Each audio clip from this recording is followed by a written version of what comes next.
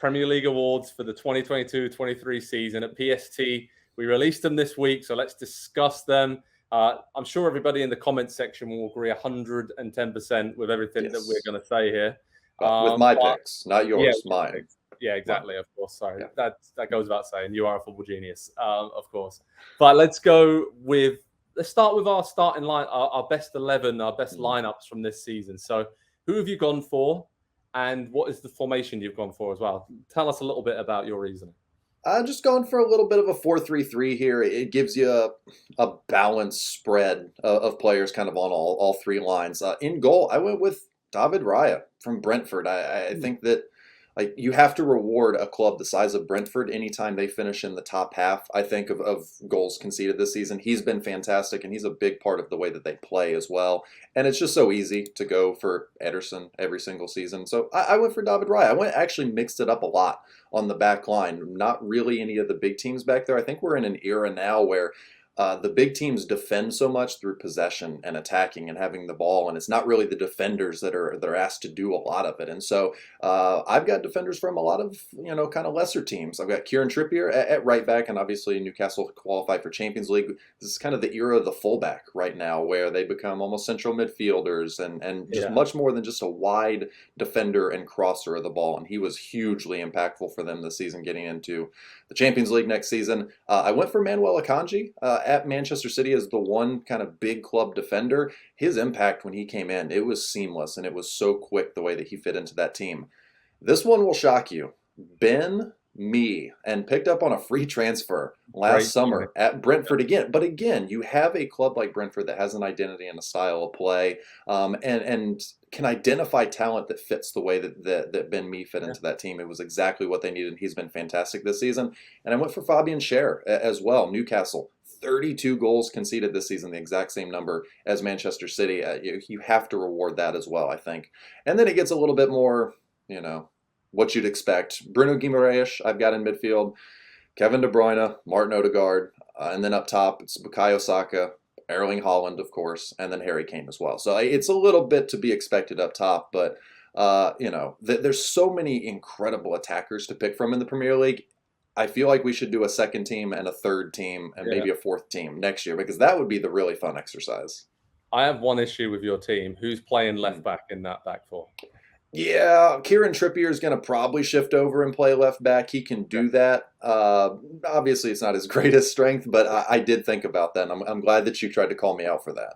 Yeah, well, not so much calling out, because there's a lot of flexible players, because even Akanji's played at left back for Man City in recent weeks. So there's a lot of flexibility. But Ben Mee's a great shout. I think one of the best signings of the season when you think free transfer and probably under the radar. No one really even took notice when he joined Brentford and thought he might just be a backup guy, but he's been excellent from set pieces and other situations. All right, I'm going to reveal my team. I've gone for Nick Pope in goal. I think he's been a key part of Newcastle's top four push. Kieran Trippier at right back as well. Again, captain, leader, been really driven that team on. William Saliba and Ruben Diaz at centre back. I think both have been exceptional for the two best teams in the league, and we saw Saliba, how much Arsenal missed him when he was out injured.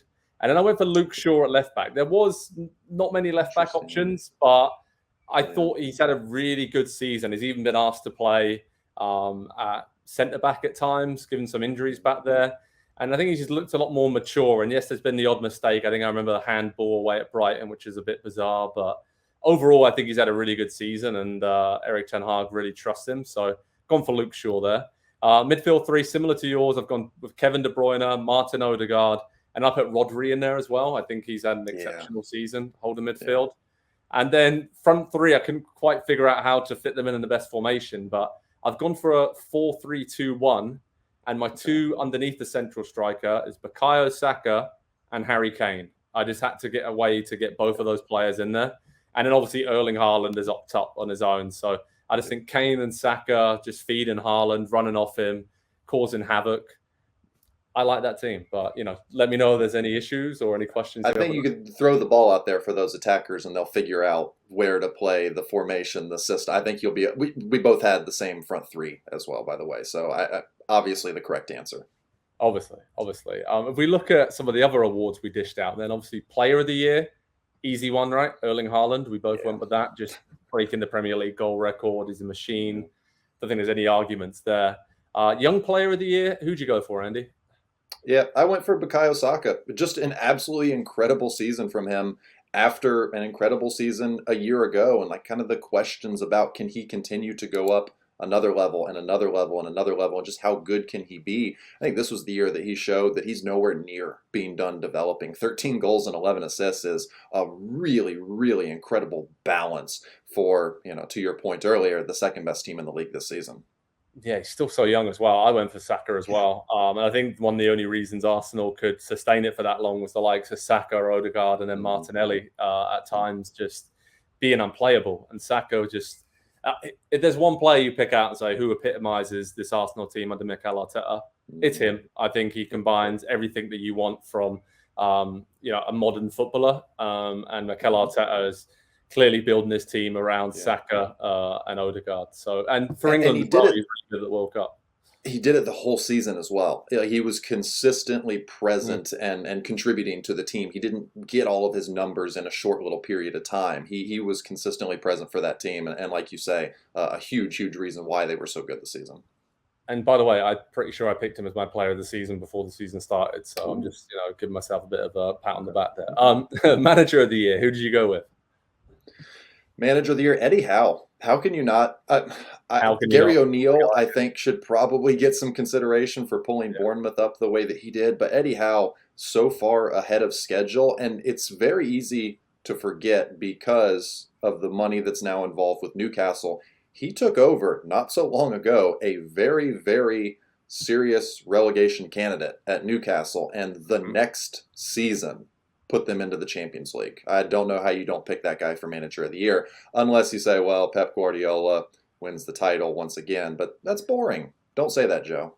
I'm not going to say that. Okay. But he is really good as well. So I think he is the best manager in the Premier League and probably the world. We should name the award after him, the Pep Guardiola Manager of the Year, so that we honor him when it's given out, but we don't have to give it to him. Yeah, that's true.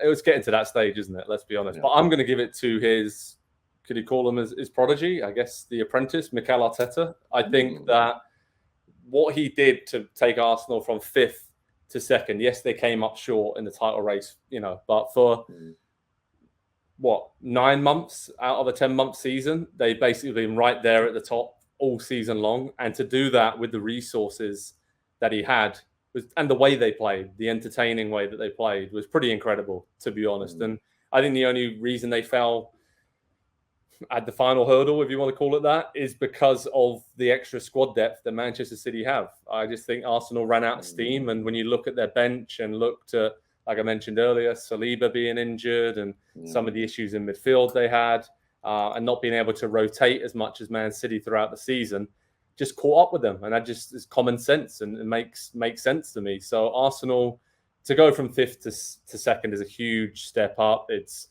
Champions League football next season for the first time in a long time for the Gunners, and they will be the youngest team in the Premier League next season as well. Still, so to do that and have a clear identity and philosophy, he's made a couple of weird decisions down the stretch, maybe, but I don't know in all seriousness how much difference that would have made in the title race when all is said and done. So I think he made a lot of better decisions. If even you think about bringing on someone like Reece Nelson to score the winner late against Bournemouth and all these little changes throughout the season that just kept Arsenal in the hunt, I have to go for Mikel Arteta. So there's other good candidates across the league. Thomas Frank, you mentioned Gary O'Neill, Marco Silva's done a great job at Fulham. Obviously, Roberto De Zerbi coming in at Brighton did a phenomenal job as well. And let's discuss the best club. That segues us very nicely. Best club of the year in the Premier League. I mean, Brighton. Has to be, right? They have become the gold standard almost for not just the way that they play and the way that they entertain, but the process that they operate under for identifying talent and bringing in talent that you and I, Brighton will make 3 signings this summer. You and I will probably have heard of maybe one of them, and the other 2 will probably be the 2 best players, to come out of the bunch next season. Like they are so thorough and meticulous with the way that they scout and identify talent and then bring players in, to the point that you just have to assume, a lot the way it's been with Brentford for a couple of years now, oh, okay, Brighton made a signing, he's going to be good.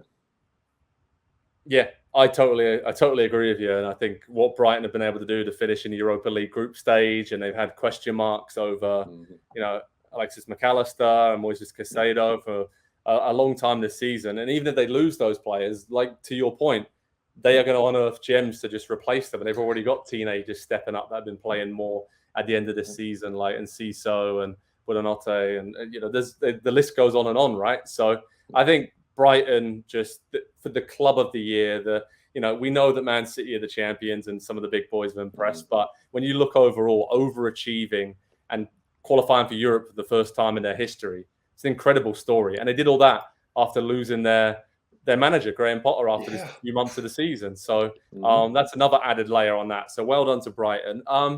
Best signing, not named Erling Haaland, because we all agree he was the signing of the season. Who are you going with? Yeah. There was a lot of options here, and Ben Mee was a real candidate for me just because he was free. But ultimately, I landed on one of the more expensive signings, Casemiro.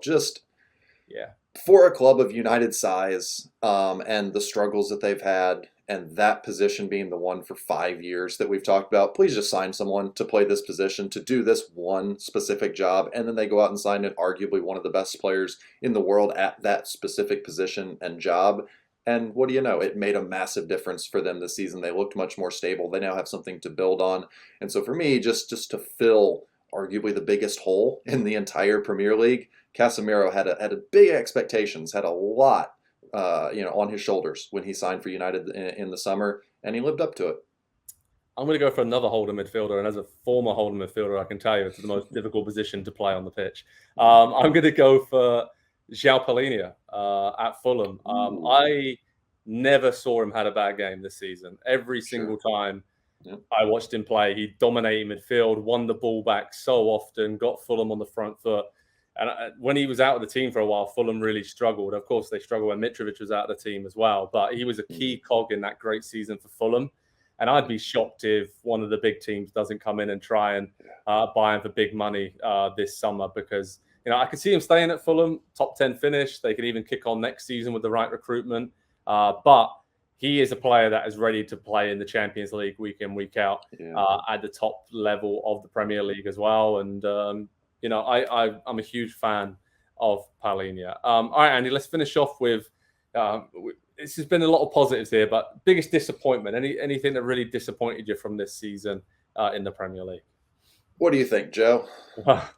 What do you think I'm going to say? Team. It might be your team. Everything about Tottenham season, just all of it, from start to finish, to Harry Kane reportedly asking out now again this summer. It's just Antonio Conte was kept too long. The signings were almost all bad. The football has been bad.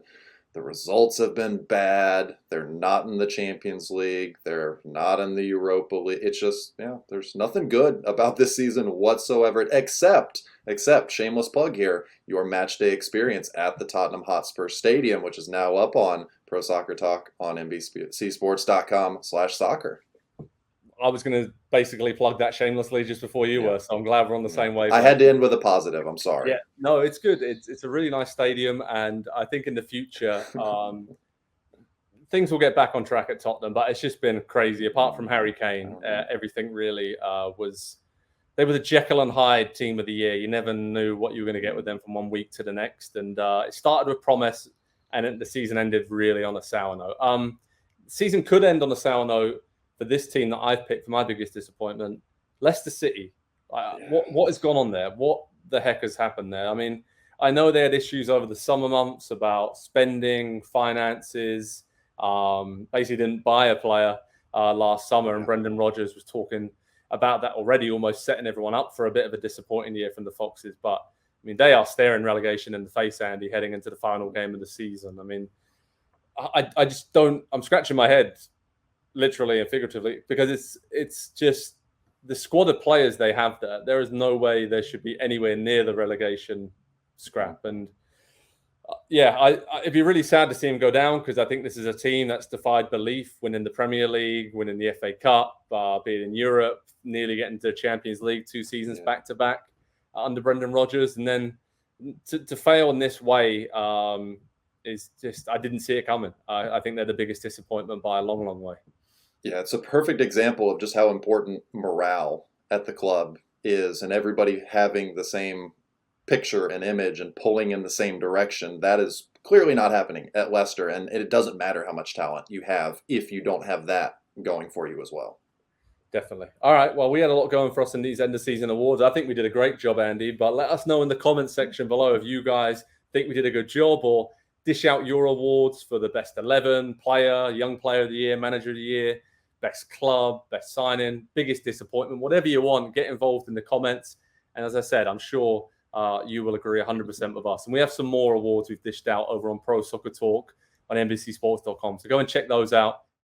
Hi there, I'm Rebecca Lowe, studio host for NBC's coverage of the Premier League. Don't forget to hit subscribe to watch more videos all season long. For even more Premier League content, from original series to live matches, head over to Peacock and be sure to tune in for Premier League mornings every weekend on USA Network and on Peacock. We will see you over there.